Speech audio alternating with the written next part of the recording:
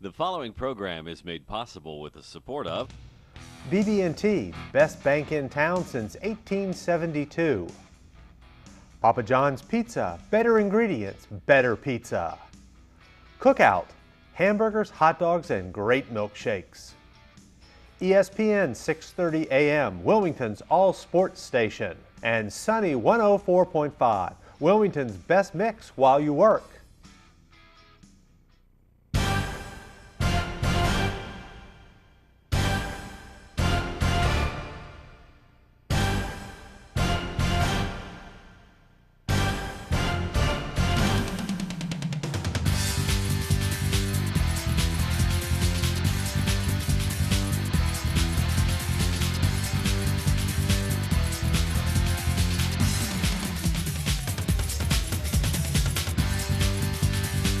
Good evening and welcome to the Sports Roundtable. I'm Don Osterbo, filling in for Marty Ferrer. I hope you sports fans are ready for a good half hour of high school football here in New Hanover County. Joining me right now is Coach Tom Eanes of the Ashley Screaming Eagles. How you doing, Coach? Thanks, sir. I'm doing fine. All right. Coach, 4-4 now, 2-2 in the conference. Have two back-to-back losses. Tough loss this week to the Hoggard Vikings at Hoggard. And it was 37-0. And I heard you before we came on air. You said you had a big kickoff return to start things off, and then it kind of just stopped from there. Tell us a little bit about the ball game. Well, there was no question they were the best team there. We've got to get better and try and improve. But, Corey Lawson did a great job. He returned the opening kickoff and got that thing down about their 20, and then we proceeded to make some mistakes and weren't able to get it in. And, they were a fine football team. We played two good ones in a row. So there's nothing to hold our head down about, but we've got to learn to fight back instead of just rolling over and playing dead some. Yeah, and of course, you had some key injuries there. We'll probably talk about them a little bit later, but let's jump to some highlights and check out from Friday night. All right, this is the opening kickoff, and Corey Lawson will get it. We're just setting a wedge, and we got a little crease there, and he slid in it and got the thing down at least inside their 50. It always seems a little bit there at that 30, but I was real pleased with Corey. He finally got a chance to return the ball for us.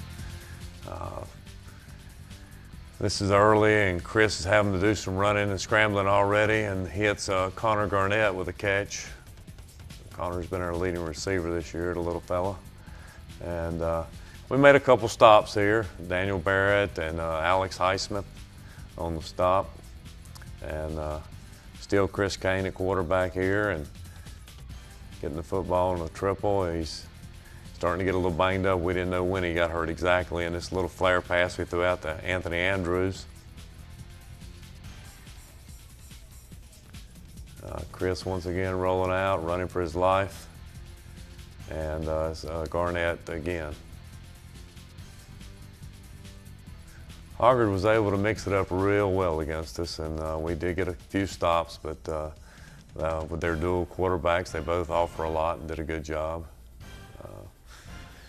Then we made a stop, and we had a couple good runs by Jesse Jewell, but there's not enough of them against a good football team.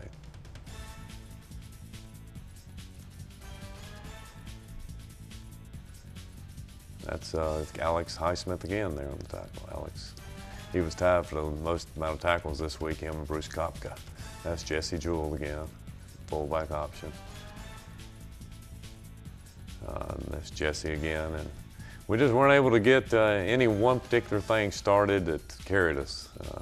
Anthony Boone and Lance Frith getting in on the tackle there. And that's Boone clogging it up, causing the fumble, and he came up with it, and Kenneth Marshall is right there involved in it. And like I said, there was 2 minutes of highlights, about all we had against Hoggard. Yeah, and I saw quite a few kids that I used to see in middle school, Alex and Jesse Jewell, and a big 75 Oliver Gibson out there as well. Well, Coach, the good thing is that you got a week off, and you hopefully can get a little healthier, but I believe a few of those injuries are probably going to last the remainder of the season. Right, we lost a young man, Chris Kane, that's been very, very important in our football program at quarterback. As a sophomore, he was on the varsity and backed up Chance Shepard, and the last 2 years he's been our quarterback, and the things he's put in the off season. You know, a lot of young men just sort of play it during the season, but he's there every day. You open the doors, trying to study film, out there throwing some on his own, just doing the things that you really wish you had more kids doing. And to lose Chris and what he's meant to this program was a tough situation. You know, we'll muddle through it, but just to know his career is over as a high school player was a sad situation. Yeah, and especially a kid that, like you said, just gives that much to the program himself. And you know, you were able to get Anthony Andrews come in to fill in for him. You said it was good to get him a little bit of live action time, so they can get the offense memorized a little bit better this week, and then go in to your next ball game. Well, Ant's one of those ones that's like Chris. They both came down there together just about. They were always studying film in the off season with me and my son Drew Eanes. He works with the bike, so they were there all the time working with us. And Ant probably knows our offense as good as anybody. It's just you can't replace the number 2 quarterback as good as the number 1 or as good as number 1. And but he'll give us some things that we can do, and we'll just have to go to what he can handle and try and do our best. But we've got to get our offensive line to step up and improve. They've gone backwards, I think, in the last couple of weeks a little bit. So that's the point of emphasis going into the bye week, along with trying to get healthy for those banged up kids. Well, I appreciate it. And anything other that you're going to try to look at for the bye week? No, we'll just we'll try and get ready for a Laney team that's always very physical. And so they'll be a handful, and then finish the season against West Brunswick, and just hope we got enough bodies to finish and, you know, be competitive. Well, thanks for coming out, Coach. Thanks, sir. And we'll be back with more coaches on the Sports Roundtable right after this short break.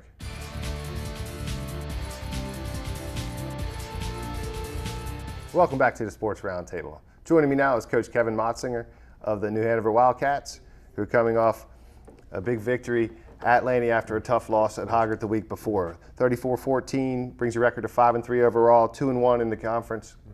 And I know we have quite a few highlights, so we'll jump into those real quick. Right. But Coach, Ward Coleman has been playing well, and he's not turning the ball over. That's probably one of the keys. You should knock on wood. I mean, he's relaxing and just playing football. I think in the beginning of the season he tried to put so much on him, and we tried to take as much of that off of him as possible, but he's such a competitor.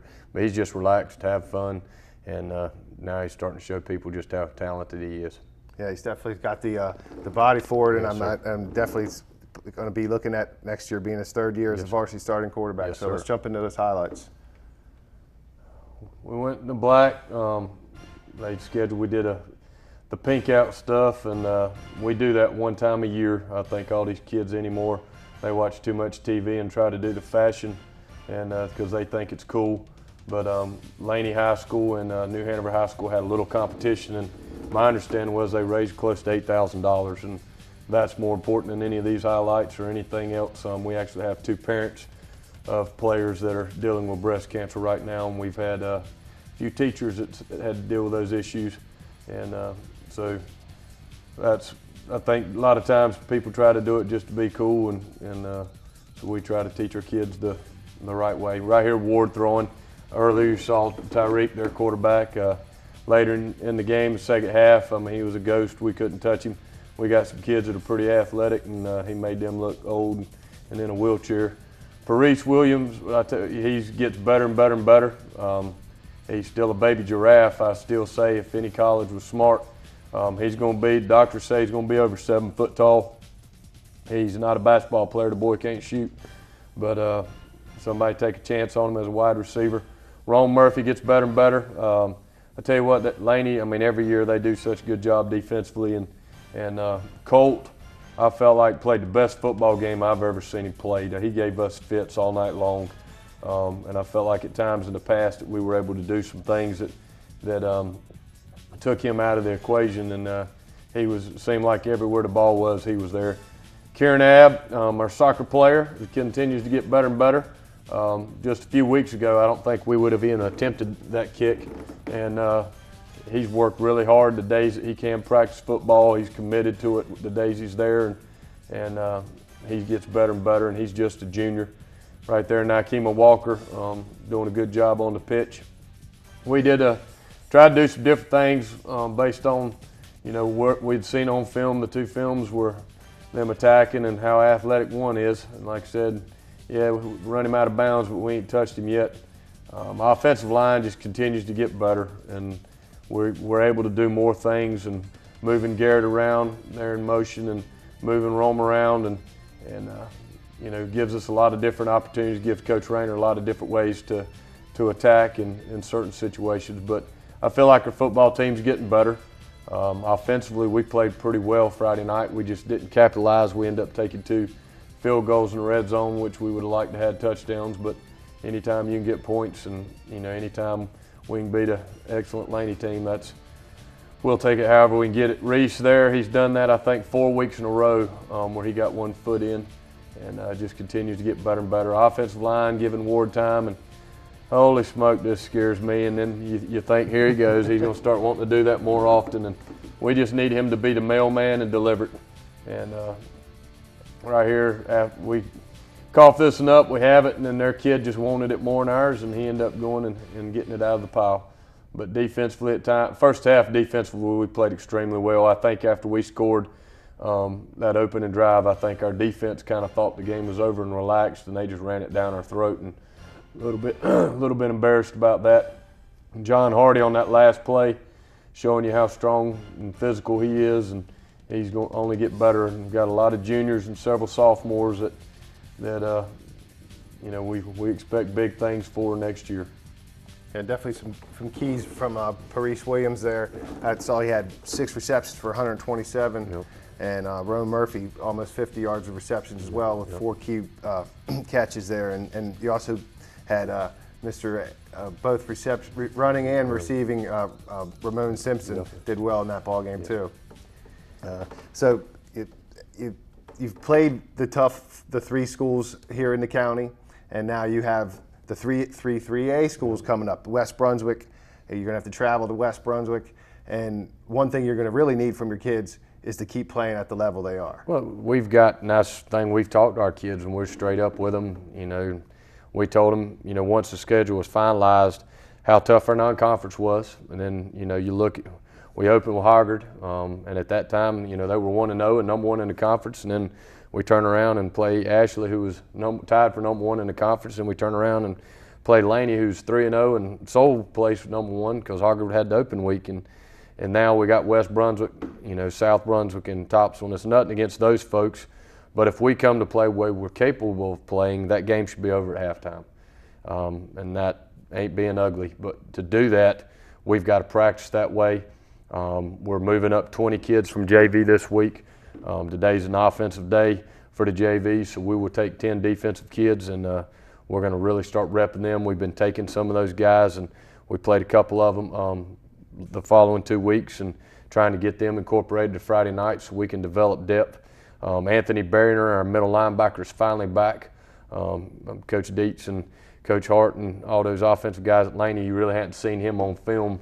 And he's a load inside, and he can run. He's still not 100% because of that ankle, but daggone, he's starting to get better, and he's just a junior. And we're getting Talik back healthy, and he's still not 100%. But if we can rest some of those guys and get some younger guys reps and develop some more depth, I mean, we got a chance to be pretty scary in the playoffs. Yeah, and you got to finish with the final 3 ball games in order to get there. That's right. And Coach, good luck this Friday night at West Brunswick. One thing, and I say a prayer for Coach talking from Ashley about the Kane kid, and that's just, it always breaks your heart when you see, especially a senior, and watching that kid the past 2 years. He's a special football player, and all New Hanover and our coaching staff, when we heard that, we're keeping him in our prayers, and we hate that for him. Well, and you could tell that he's definitely a well thought of football player. No doubts. From both your sides. Well, thanks for coming out again. We're going to be right back with Coach Greg Dietz of the Laney Buccaneers right after this.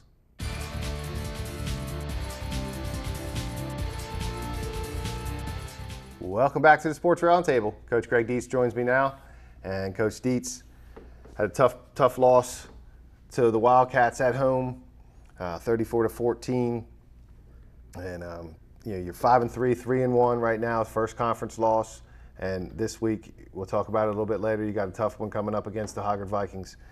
First off, you know, you tried to pound it with Bats and Amik Watson, I guess, is more your speed guy. Both those guys got your touchdowns, and then we'll jump into some highlights. But you know, what happened on Friday night? Well, we actually probably should have given Javon the ball a little bit more in the first half. We were put in some bad situations. We put ourselves in some bad situations, pinned kind of deep, and not very many plays that we could execute. But offensively, we didn't get going until the second half. And I think our defense was a little worn out by that point in the second half. Hanover did a good job controlling the ball. Third down conversion rate was unreal. Our kids did a good job getting them to third downs, but we just couldn't get them off the field on third down. So there's a couple plays that, if it would have went our way, we thought we could have been fighting with them in the fourth quarter. But offensively, I was disappointed in myself with some play calls here and there, and then just the inability to execute offensively, and it put us in some bad positions. It's tough when you got that whole 80 to 90-yard field to work against. Definitely. Well, let's jump into those highlights.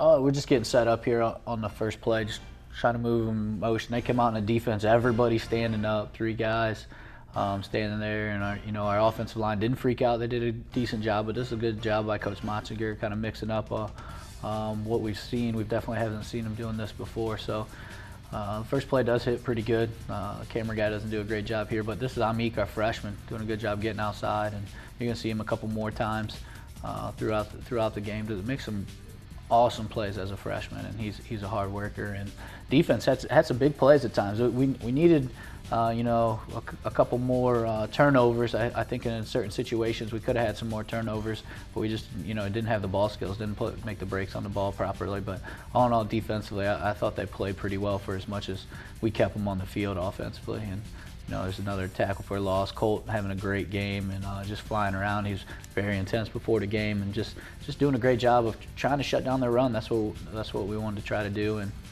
Coach Shulman came in with a good game plan, and Sam Frank there with a big hit and playing free safety. He has actually a couple of these throughout this drive where trying to establish that middle of the field. And this is a good bat down by Sam there too. He probably played the best out of any of our defensive backs and just did a great job for us here. This is Tyreek just throwing the ball on it a little out here, and Jared Kelly on the catch. He had some issues earlier in the year with some bobbles, but he did a great job, and you could just tell the intensity in his eyes that he was ready to make plays. We just kind of overthrew him a couple different times, but offensively, when we got it going, we did pretty well. That's a great read by Tyreek, a little out and up and a little out underneath it. And understanding that our out was going to be open, we just need to do more of those things. And this is Amik, the freshman again. Javon leading through, blocking for him. We put Javon and Amik in the backfield at the same time, run a little option with him, run a little counter. Javon does a pretty good job of blocking, and this is actually Javon at tailback. Just running the counter here and doing a great job getting downfield. And this was a good drive for us here. Just trying to give him kind of a little 1-2 punch here with Amik and Javon. Javon kind of running inside and outside, and Amik just bouncing it outside. This is a great touchdown run by the freshman, turning it on here, and then just finding that end zone. It was just a great run for a freshman, and we're excited about the things that he's going to do for us in the future, and actually for the rest of the season and then into the playoffs here. Yeah, you took the words out of my mouth. You got to be excited about the freshman and the production you're getting out of him. Yeah, we've limited his reps this year because he is a freshman, and we don't want him to take that pounding. As a freshman, we don't know if his body's ready for it, but you can see he's still fresh and he's still ready to go, and he's a tough kid, and we're excited about him. It's kind of good that he gets it run behind or in front of a 240-pounder like Javon Batts. It is. Javon's definitely our workload, and he actually broke his thumb earlier in the week and still had no fumble issues, and had some issues with that earlier on in the year, but has done a great job of doing what he needs to do to fix those.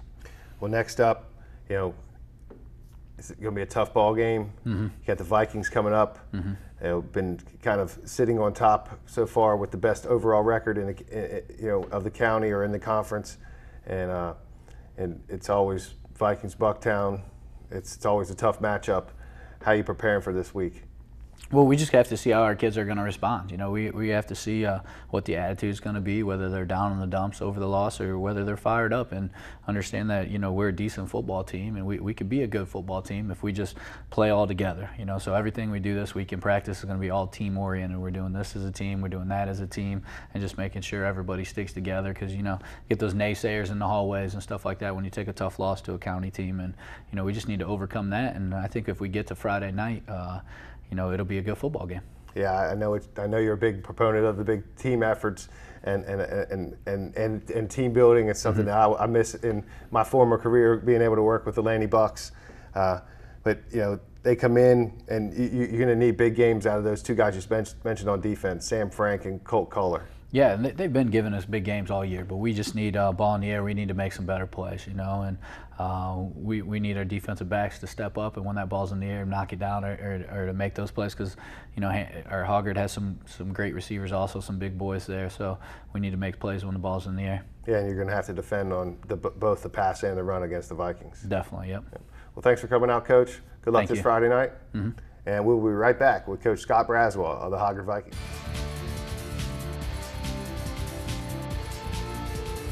Welcome back to the Sports Roundtable. I'm now joined by Coach Scott Braswell of the 7-1 and 3-0 in the conference Hoggard Vikings. Coach, good to see you. Good to see you. I see you still continuing with some success. Looking at possibly if you can wrap up the rest of the season on some winning notes, you could secure your first conference championship since 2009. Yeah, it'd be great to achieve that. The biggest thing right now is this Friday night at Laney. We've got an incredible challenge, a good football team, well coached, very athletic. And so we've got to have a great week of practice this week in preparation and stay focused and try and do this 1 week at a time. And of course, we will have that on ihigh.com/New Hanover County Schools Television live for you on Friday night, and then coming up on November 2nd on Time Warner Cable Channel 5. Well, you win a big ball game down at Ashley, pitch the shutout. You get great defense from Devin Bond and Julius Reynolds, and then you have your two-headed monster at quarterback, and then Thompson and Brown in the backfield. Yeah, but I'll tell you, just very pleased. I think the world of Coach Eanes and the job he does, and we have a lot of respect for Coach and his staff, and very pleased with the way our guys came out and played. It was a homecoming, so you never know if the guys are going to be a little distracted by that. But we took the field with great focus and a good level of intensity, and just very pleased with the way we executed really in every phase of the game, but especially defensively, because that's such a unique offense to defend, and we only see it once a year. And so it's a short week of preparation and trying to get ready for something that's so different. And yet I thought our guys played really well. Well, let's see how you defend that triple option. Sounds good. I think you're going to see a lot of plays from Julius Reynolds from that linebacker position. Also, guys like Devin Bond. There's Julius right there coming through. And I think Devin kind of turned him back inside.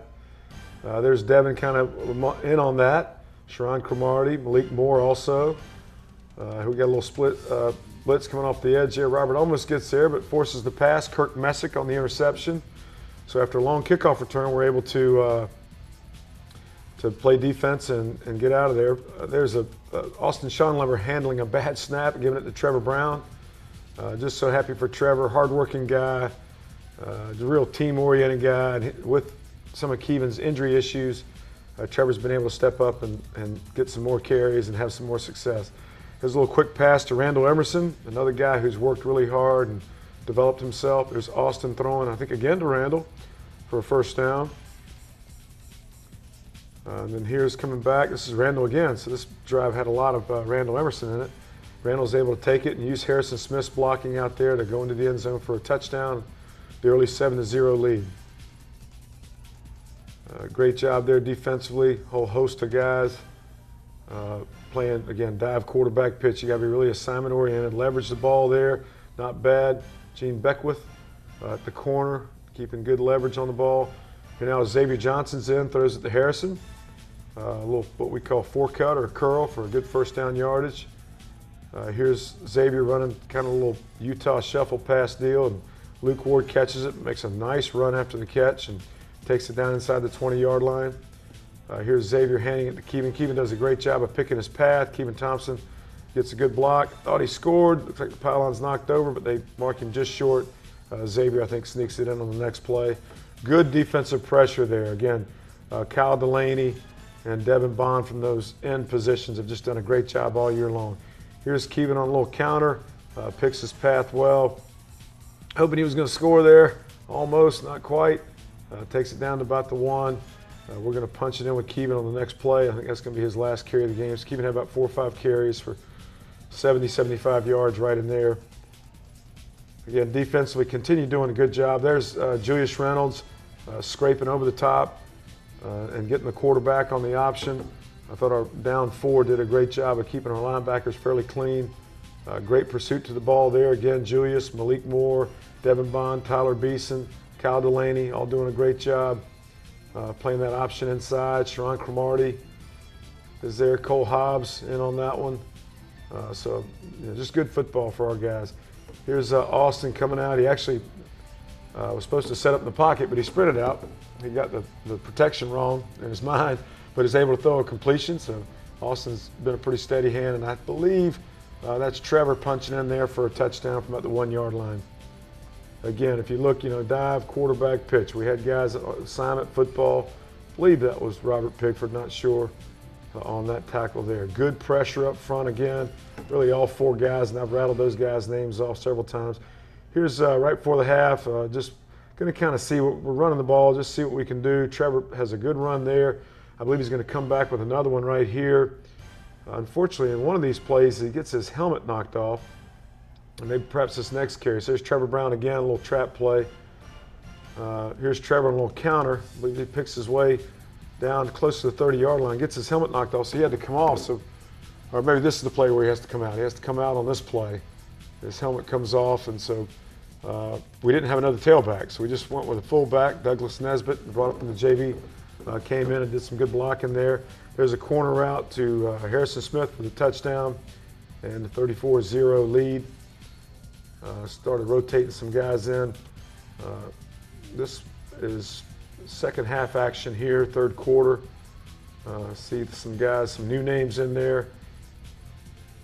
Here's Tony Allen. Here's a freshman running back. He's in, makes a nice run here. He's to hold the ball high and tight. Still kind of getting used to that. But we'll continue to coach him up on that here late in the game. Larry Rouse, Antonio Moore's in the game, D front. William Dykes is in the game, D front. Daniel Brunson's a linebacker at that point. That was Douglas Nesbitt there carrying the ball. So a lot of kids that we were able to kind of either 8 quarter and play both Thursday and Friday night, or actually just brought up from the JV for that Friday night game and got to get them in there in the second half. So that was good too. I know, that's a great thing. And you said a host of kids on defense. Yeah. But not only do you have the 2 quarterbacks, 2 running backs, but you got 2 good receivers as well. We do. I was so pleased with Randall Emerson. So happy for Randall. Randall's a guy who kind of a self-made man. He wasn't really a key figure at all last year. Kind of rotated in as maybe the 3rd receiver. Had maybe a handful of catches and runs, and yet has worked so hard in the off season and throughout this season. And so happy for the success that he's having. He deserves it. Harrison Smith, another guy, moved into Hoggard last January. Didn't really know what we had there, and I think Coach Chalk's done a great job of developing both of those guys into good receivers. Well, excellent. Well, Coach, got a big one Friday night. Yeah, we do. We travel do. up to Exciting. Bucktown, and we look forward to doing that ball game Absolutely. here on Hanover County Schools Television. Sounds good. Good seeing you. Thank you. And just remember, we'll be back next week, and Marty will be joining you with more Sports Roundtable. And don't forget, ihigh.com, NHCS TV for Friday nights live, Laney versus Hoggard. Good night.